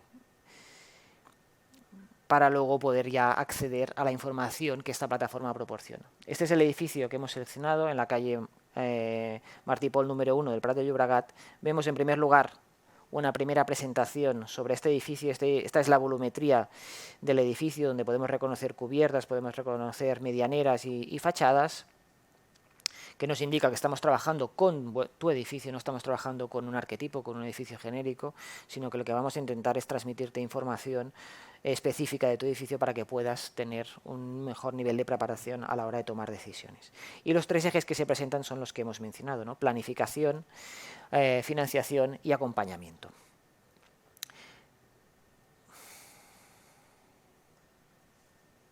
En esta misma presentación inicial se presentan, como decía, los tres ejes de planificación, financiación y acompañamiento. Vamos a empezar por el de planificación, que es el que recomendamos nosotros. En esta primera pantalla también se presentan unas primeras informaciones arquitectónicas, todas ellas sacadas del catastro, en este caso del catastro estatal, y una propuesta también de intervenciones recomendadas y de potencial de mejora. En este caso, una mejora del 70% en la demanda energética y un cambio de letra de una C a una A. Debemos tener en cuenta que en este caso en concreto pues es un edificio del 96, con lo cual ya parte de unas condiciones relativamente buenas. También podríamos ver en esta pantalla inicial pues, el resto de aspectos como la financiación, por ejemplo, con unos primeros valores de costes de intervención, de subvención y también unas propuestas de financiación de esas intervenciones mediante algún tipo de crédito bancario, y también se presentan algunas informaciones sobre propuestas de acompañamiento para esa comunidad. Pero volvamos a la parte de planificación, y si le damos a comenzar, básicamente lo que vamos a ver en este primer capítulo es información a nivel del edificio. Vamos a presentar una serie de datos que hemos podido recoger, datos generales, datos sobre los documentos técnicos, datos sobre usos del edificio, de los sistemas constructivos y de las instalaciones, informaciones todas ellas relevantes para iniciar procesos de rehabilitación y en los cuales básicamente lo que podemos ver es una primera información de lo que a día de hoy la administración es capaz de recoger de tu edificio, ¿no? Pues desde la referencia cadastral hasta la ubicación de ese inmueble, si es un edificio de tipo residencial, si la propiedad es unifamiliar o plurifamiliar, el año de construcción, el número de plantas. También en estos apartados no solamente se presentan informaciones de las cuales ya hemos podido recoger información, sino también se abre la oportunidad de hacer preguntas, de mejorar la información que tenemos de esos edificios, de informaciones que no están disponibles a nivel masivo, que la administración no puede tener acceso a día de hoy, pero que pueden ser muy relevantes a la hora de afrontar procesos de rehabilitación y que pueden mejorar también los resultados que da esta plataforma. Pues en este caso hemos añadido aquí número de grandes rehabilitaciones, años de última rehabilitación, niveles de satisfacción con la estética, valoración de estado de conservación, etcétera, etcétera. Lo mismo sucedería con el resto de apartados, de documentos técnicos, de usos, de sistema constructivo de instalaciones. En todos ellos vamos a poder acceder a información que tenemos y también a elaborar preguntas. Lógicamente, y esto es un prototipo, todavía no tenemos un listado definitivo. Nos falta saber hasta qué punto la comunidad puede tener interés en lo que presentamos y en lo que preguntamos para poder ser capaces de tener una herramienta que sea muy amigable de cara a la comunidad, es decir, que no le hagamos preguntas innecesarias y que la información que le demos sea muy relevante para ellos. Pero para poder proceder a ese ajuste, ¿no? sobre esa herramienta para que sea lo más ágil posible, pues vamos a necesitar todavía poderla probar en varios casos.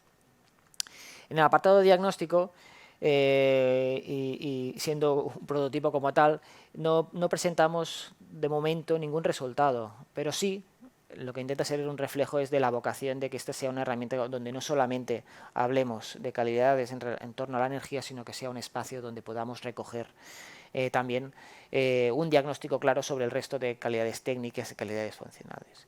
La cuestión es que a día de hoy, con la información que tenemos, es muy difícil poder hacer ese diagnóstico, con lo cual aquí no podemos mostrar resultados, pero lo que esperamos es que sea un sitio donde podamos mejorar esa información a partir de que el conocimiento que tenemos del parque también vaya mejorando. Finalmente existe el apartado de plan de rehabilitación, donde básicamente se va a proponer 3 escenarios distintos de intervención, uno básico, uno integral y uno integral por pasos, porque tenemos que recordar que estamos en un escenario de pasaporte del edificio y por lo tanto de intervención por fases, y luego también se abre la posibilidad de hacer un escenario personalizado, incluso una comparativa entre los distintos que hemos creado. Si hacemos una primera mirada en cada uno de ellos, pues vamos a descubrir que a nivel de borrador, ¿no? Como estamos viniendo mencionando en toda la sesión, ya tenemos una primera propuesta de actuaciones energéticas. Nos gustaría que hubiera de otro tipo. De momento están las energéticas. En el País Vasco estamos trabajando también con cuestiones de accesibilidad para poder incluir ahí otras vertientes, en el cual se presentan, pues, para poder alcanzar un primer nivel de rehabilitación básico, pues propuesta de intervención en fachadas, en el patio interior y en la cubierta, con unos grosores y unos materiales determinados. Eso nos permitiría alcanzar, en el caso de este edificio, pues hasta un 40% de reducción de la demanda de calefacción, que nos permitiría ahorrar más de 370 kilos de CO2 al año, que equivaldría más o menos a 6 árboles creciendo durante ese mismo periodo de tiempo, y donde también podríamos ver en este apartado pues que los costes de intervención para una vivienda de ese bloque serían de unos 7.200 euros y que podrían llegar a subvencionar el 40% con las subvenciones que tenemos a día de hoy. Ese mismo edificio, si fuera rehabilitado de manera integral, pues no solamente haríamos las fachadas, los patios y las cubiertas, sino que también podríamos cambiar las ventanas, aislar las medianeras exteriores, en un proceso de rehabilitación mucho más ambicioso y que en este caso podría alcanzar una reducción del 70%, que nos llevaría de una C a una A, que ahorraría muchos más CO2 que la anterior. También tendría unos costes de entrada mayores a nivel de vivienda, pero también, como esta intervención está pensada para poder explotar el máximo potencial del edificio, también podríamos alcanzar el máximo umbral de subvención de los fondos Next Generation con un 80%, con lo cual la inversión por vivienda también sería más bajo que en el caso anterior. En el integral por pasos se proponen las mismas actuaciones con la misma ambición, pero a diferencia del anterior podemos ver un apartado de calendario, donde básicamente lo que se hace es ponerle fecha a cada una de estas intervenciones. En este caso tenemos una propuesta que se mueve entre el 23 y el 43 para el conjunto de 5 pasos de ese edificio y que ha sido generada con un algoritmo que lo que intenta es minimizar los costes financieros, de manera que los intereses que paga la comunidad para hacer esas operaciones sea el mínimo posible. Luego veremos que en el personalizado eso se puede cambiar, pero con esta propuesta básicamente conseguiríamos los ahorros que se ven en la parte inferior, ¿no? Pues que nos llevarían desde un menos 29% en la primera intervención hasta un menos 70% en la última. Si volvemos al apartado anterior, queda un último apartado personalizado. En este apartado básicamente lo que permites es escoger las intervenciones que vas a hacer. ¿Cuáles y con qué grosores, ¿no? Vamos a escoger un par. Así. Y si le damos a calcular. Vamos a calcular. Ahí. Si le damos a calcular, Internet nos lo permite, pues vamos a poder ver los resultados de esa intervención personalizada que hemos hecho. Podríamos añadir otras operaciones y esos resultados se irían recalculando sobre la marcha y también podríamos ahora hacer una hipótesis de en qué momento hacemos esas intervenciones y también veríamos los resultados por pasos. Finalmente existe un punto de comparativa donde se presentan cada una de las intervenciones que se han pensado, cuáles son las mejoras en el certificado, cuáles son las mejoras en la demanda y en el ahorro de carbono y finalmente también a nivel económico. La otra vertiente de esta plataforma, la segunda que voy a presentar yo antes de dar paso a Anaís, es la parte de financiación. Hemos visto en todas y cada una de estas propuestas de intervención como aquí hay un botón a la izquierda que pone Financiament, que es financiación, que nos llevarían a al otro eje que hemos explicado antes, que es ¿y esto cómo lo vamos a pagar? Bueno, pues, si le damos, básicamente vamos a poder ver que aquí también hay una propuesta de financiación para cada uno de los escenarios que hemos presentado anteriormente, donde podremos ver otra vez las actuaciones energéticas que se proponen, el coste de intervención, los porcentajes de subvención, cuál es la inversión por vivienda que se debería realizar una vez restada esta subvención, el importe del crédito si no hacemos ninguna aportación inicial y luego a partir de una hipótesis de un 4% de tipos de interés, pues cuáles serían las cuotas mensuales que quedarían por pagar en función del periodo de amortización, ¿no? Pues de entre 44 y 26 euros para una intervención que consiguiera un primer ahorro básico, ¿no? Valores que tal vez no están muy lejos de lo que antes decía Albert de pagar la Champions cada mes. Ese mismo valor se puede ver lógicamente pues en el resto de intervenciones, ¿no? El integral pues en este caso, por poder alcanzar una subvención superior, también conlleva unos costes menores a nivel de vivienda. Toda esta información, tanto la de planificación como la de planificación de las intervenciones como la de financiación, finalmente se puede descargar en un documento de resumen para que la persona que está en la oficina de rehabilitación preguntando cómo podría cambiar su edificio y por lo tanto cómo podría mejorar su calidad de vida, se lo pueda llevar a casa, compartirlo con la familia o con las personas con las que vive en ese momento o incluso con el resto del vecindario para poder digamos, consolidar un primer nivel de iniciación o de conocimiento sobre el potencial de mejora de su edificio. Queda por explicar un tercer eje, que es el de acompañamiento, que va a hacerlo Anaís a continuación. Muchas gracias.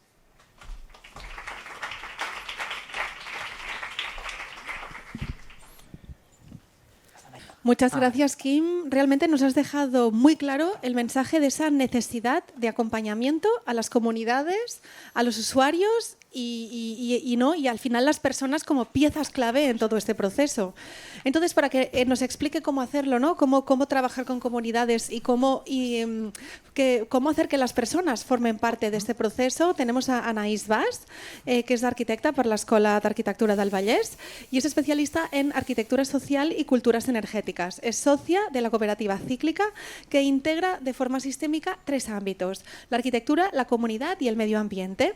Entonces, en este este marco, pues Anaís actualmente coordina proyectos de transición energética en el ámbito del urbanismo y de la rehabilitación, poniendo especial atención a la cultura energética y a la implicación de las comunidades en estos proyectos. Además, evidentemente, Anaís también es miembro de la Junta de AUS y nos mostrará una experiencia en esta línea. Gracias. Gracias, Sonia. Bien, pues siguiendo el hilo de Kim, vamos a la parte de acompañamiento, que lo que viene a ser es también en lugar de que automáticamente, como en el caso de los edificios, que da información a través de una sistematización que hemos hecho a través de datos del cadastro, como para hacer un diagnóstico de la comunidad se necesita conocer esta comunidad. Se hacen una serie de preguntas en función del grado de la información y acuerdo de la comunidad, de los datos de la comunidad, de cómo esta comunidad está organizada y de las alianzas de la comunidad. Al final de las preguntas aparece un plan de acompañamiento que se divide en diferentes ámbitos, como son la información, la sensibilización, la comunicación y la gestión comunitaria. Cada ámbito tiene un seguido de acciones y estas acciones son más o menos profundas en función del diagnóstico que hayas tenido de la comunidad. Por ejemplo, si es una comunidad, nosotros clasificamos las comunidades entre fáciles y difíciles, en función de unos parámetros que voy a explicar a continuación. Y los dos planes que existen son un plan integral o un plan básico en función de si es una comunidad fácil o difícil.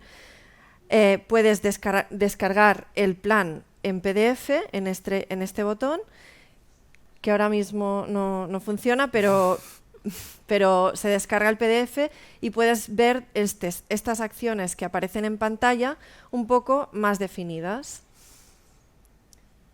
Y seguidamente pasamos a la presentación porque vamos a explicar un poco más a fondo cuáles son las acciones que podemos llevar a cabo y experiencias que hemos desarrollado para llevar a cabo estas acciones.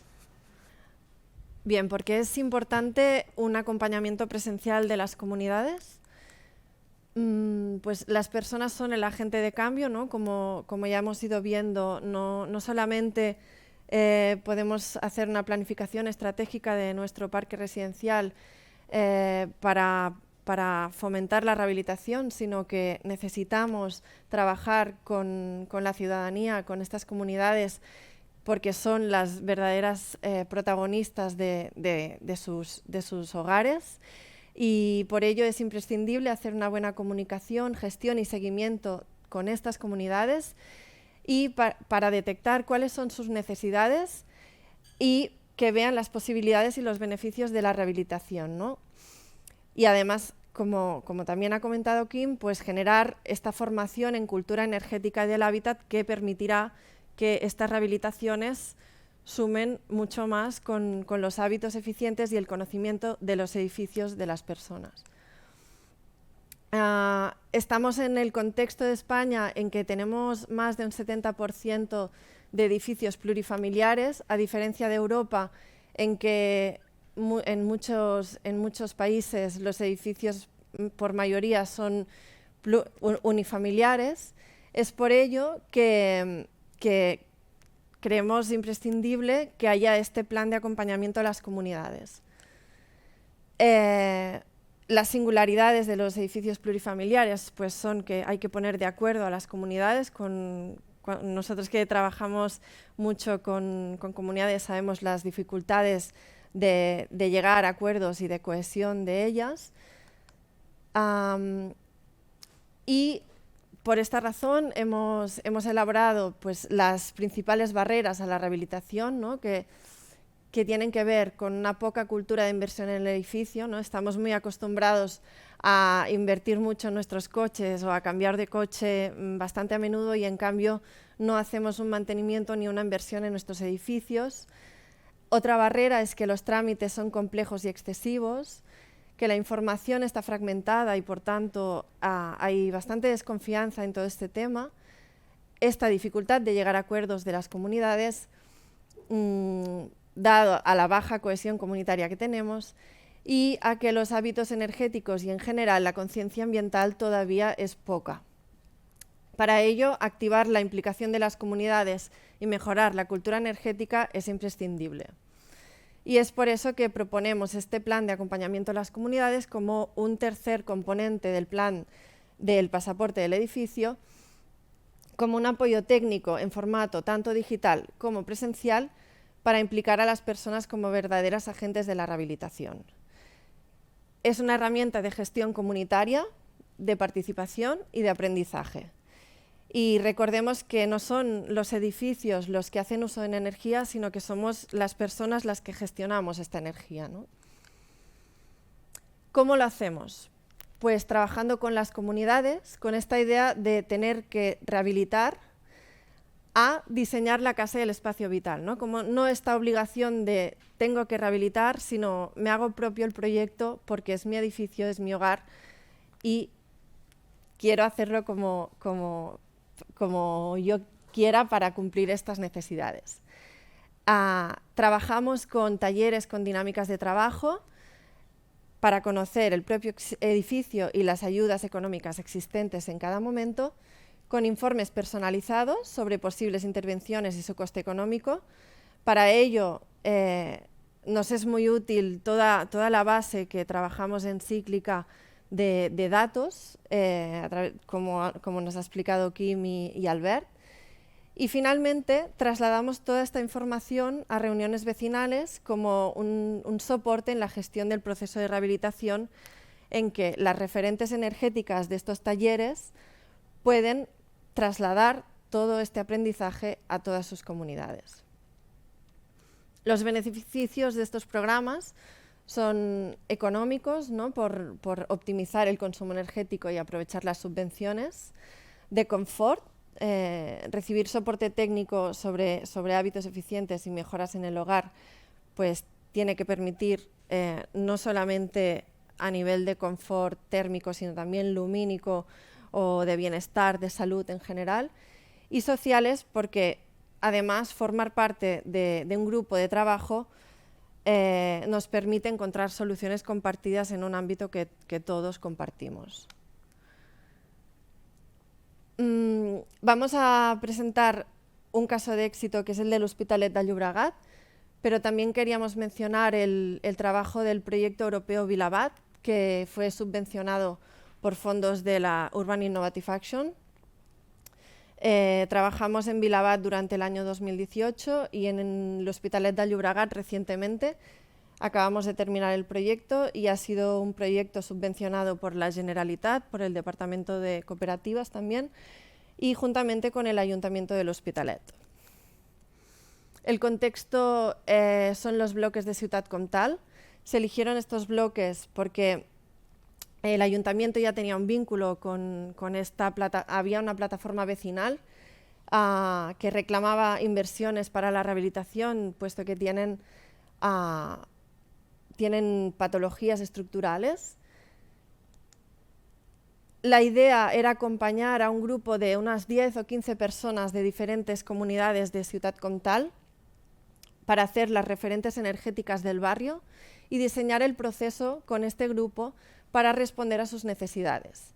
La idea era poder compartir el conocimiento colectivo, formar a estas personas en cultura energética y dotar de cohesión a las comunidades, ¿no? para que llegaran a este compromiso y aprovechando los fondos Next Generation que acaban de salir recientemente.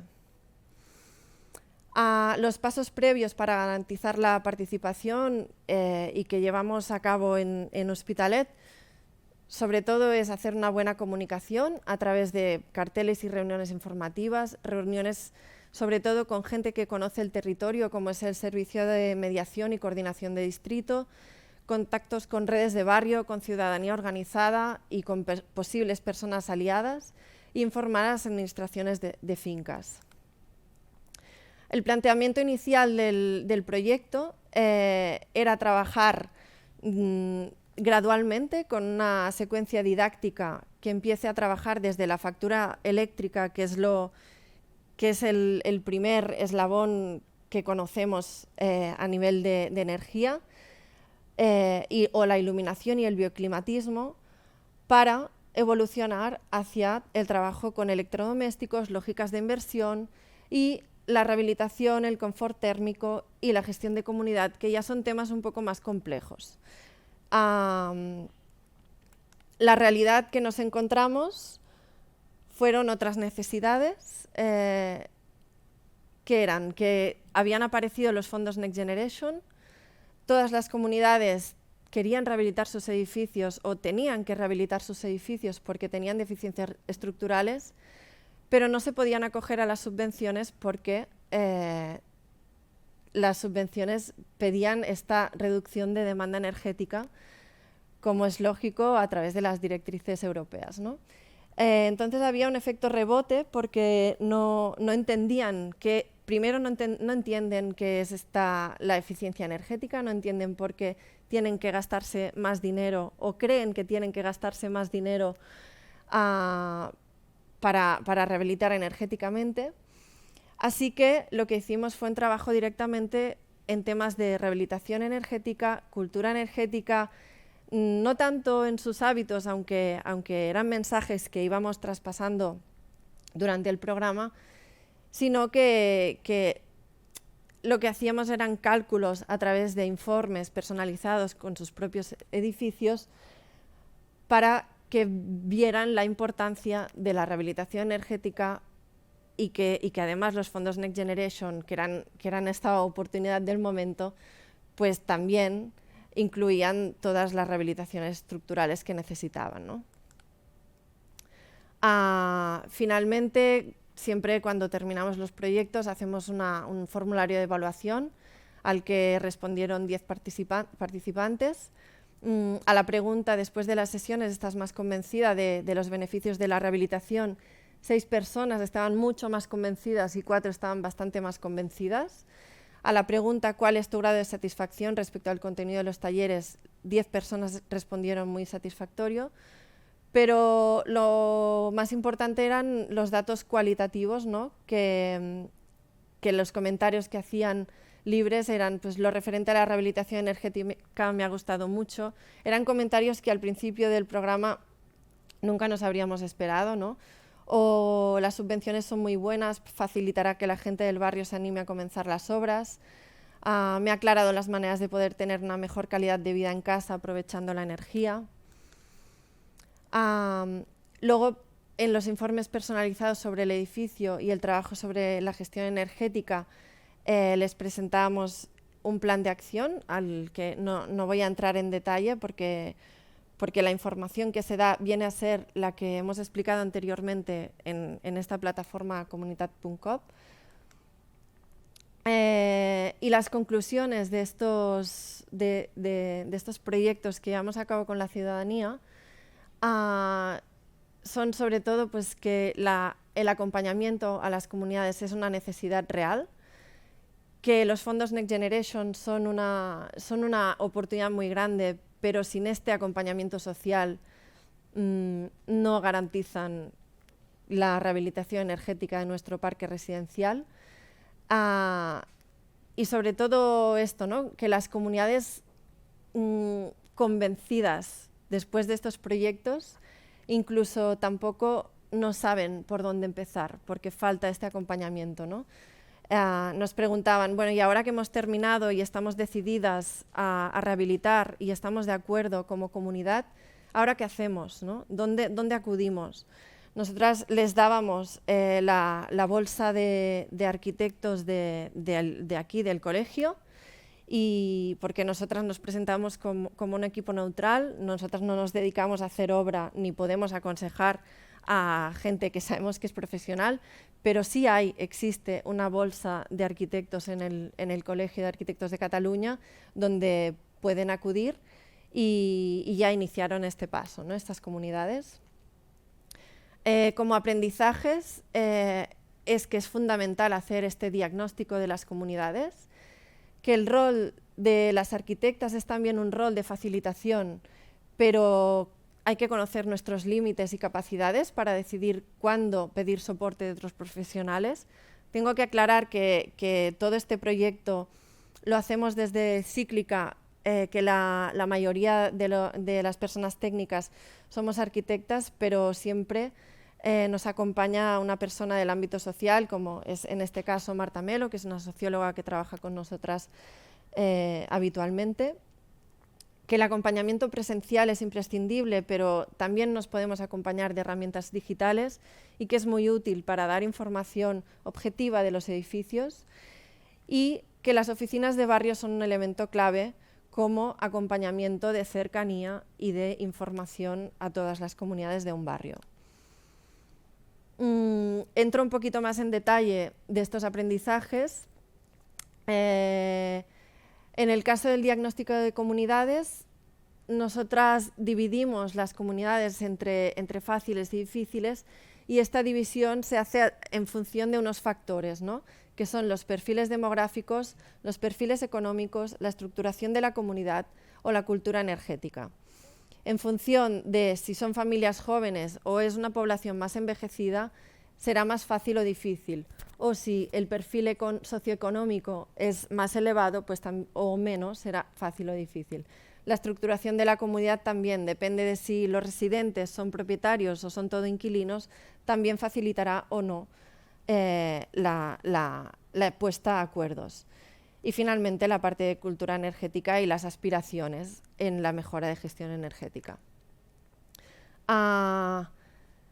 Como rol de facilitación sí que hemos detectado maneras de trabajar que favorecen, como establecer claramente cuáles son los pasos de un proceso, la generación de confianza y seguridad, amabilizar los conceptos, ¿no? La importancia de un estilo comunicativo amable y con palabras que se entiendan, y sobre todo también conocer el espacio donde se realizan las reuniones en comunidades, ¿no?, que acostumbran a ser pues, los halls de los edificios, que son espacios incómodos, con mala iluminación, en los que no puedes hacer presentaciones de PowerPoint, ¿no? Y sobre todo eso, ¿no?, saber cuándo necesitamos el soporte de otros profesionales. Finalmente, como herramientas digitales, aparte de la herramienta que hemos presentado en la ponencia anterior, también hemos desarrollado esta herramienta de culturas energéticas, y que cada uno individualmente puede utilizar en su casa.